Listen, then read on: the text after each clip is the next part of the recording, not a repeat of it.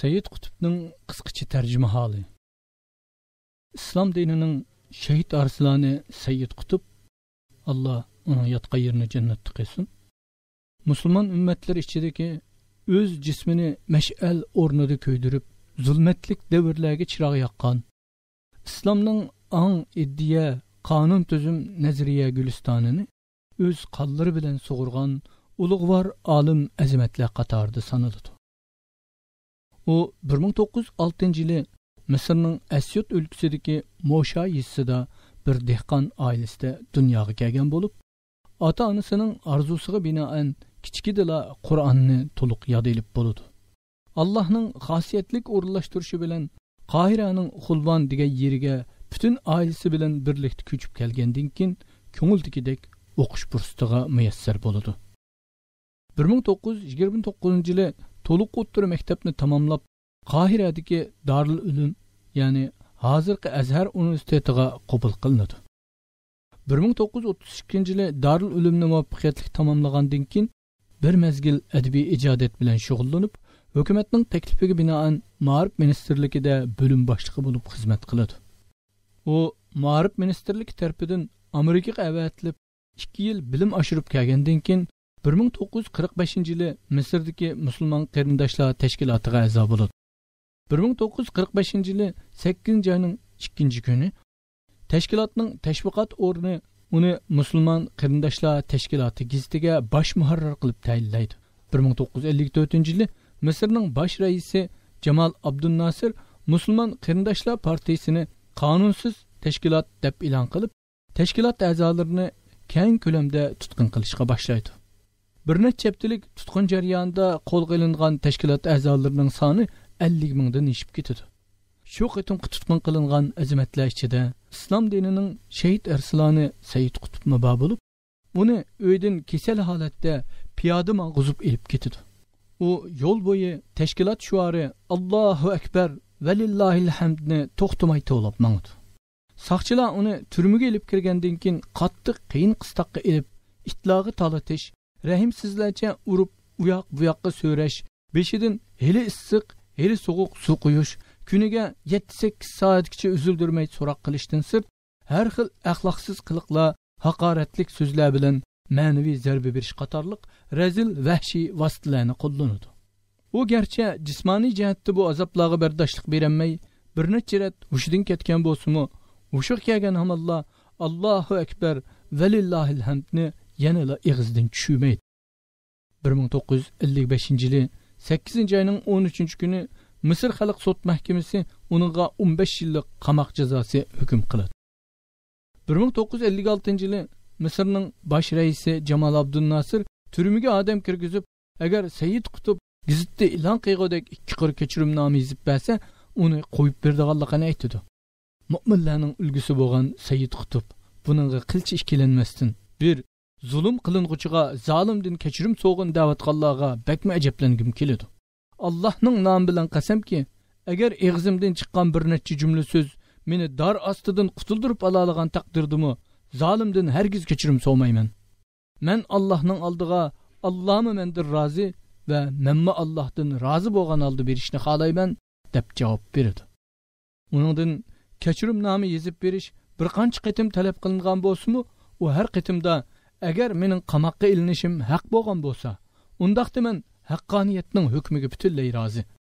Agar nohaq bo'ldi ekan, men zolimlardan rahim shafqat tilashdak paskashlikni qat'iy qilmayman deb javob berdi.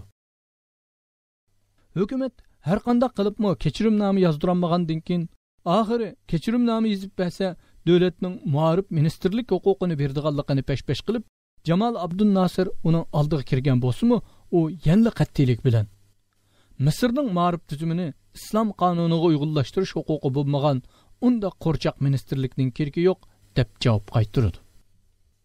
1954-yildan 1964-yilgacha bo'lgan 10 yilni chidiqsiz azob ichida turmada o'tkazgan Sayyid Qutb 1964-yili Iroqning raisi marhum Abdusalomning qattiq talab qilib turilishi bilan amalsiz qo'yib berildi.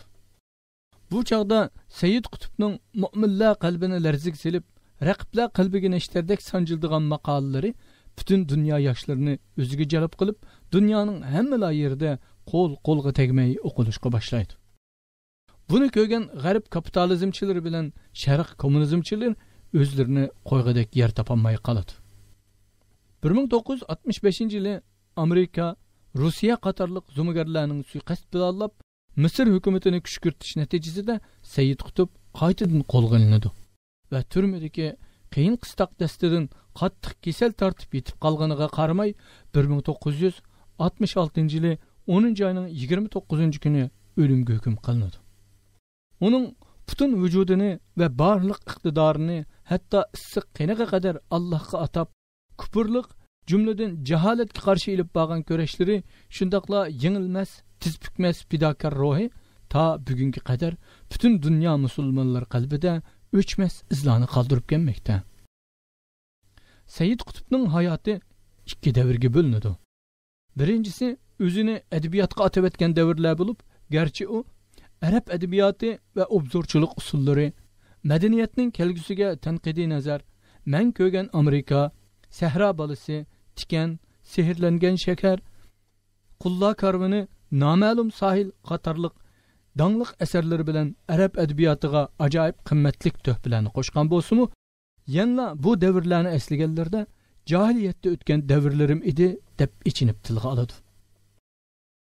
Ikkinchisi, musulmon qarindoshlar tashkilotiga a'zo bo'lgandan keyingi hidoyatning nuriga cho'milgan davri bo'lib, bu jarayonda u islomni asosliq temiz qilib, Qur'onning soyasida nomliq 6 tomliq tafsir, payg'ambar haqida qissa, shoirlarning asli vazifasi, islomdagi ijtimoiy adolat, Qur'ondagi qiyomat manzarasi, Qur'onning tasvirlash san'ati, islom va kapitalizm o'rtasidagi kurash, dunyo tinchligi va islom dini, islom dinidagi jamiyat ahvoli, islomiy maqolalar, yo'l bu yerda islomning parlaq istiqboli qatorliq qimmatli asarlarni yaratgan.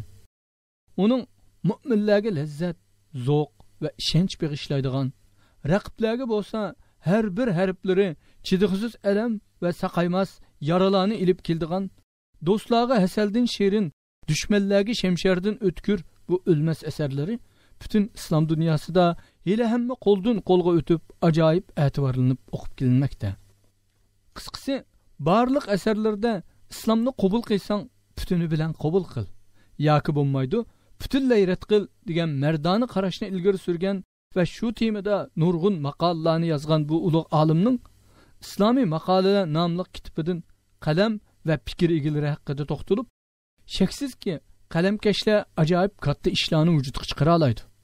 Biroq buning sharti shuki, o'z fikrini hayotiy kuchga ega qilish yo'lida barlig'ini qurbon qilishi, oqquzgan qini va jini orqali o'z fikriga chin ma'ni berishi, haq bilgan fikrining haq ekanligini qilcha ayminib yurmasdan mardonalacha o'ttariga qo'yib, zurur tepilganda shuning uchun bo'ynini qilichga tutib berishdan qat'iy yonmasligi lozim degan mangu so'zlarni ko'rib olaymiz. Islomning shahid arsloni Sayyid Qutb dal mana bu so'zni ishga oshirib, islom ideologiyasini qo'g'dash yo'lda xushalliq bilan jonni taqdim qildi. Allohdan uningga cheksiz fazilat, rahmat va barliq o'qilmanlarga xuddi shahid Sayyid Qutbga bergandek tizbukmas iroda, yengilmas ruh ato qilishini tilaymiz. Alloh hammamizni uningdek fidokor, mujohid azmatlardan qilg'ay. Amin.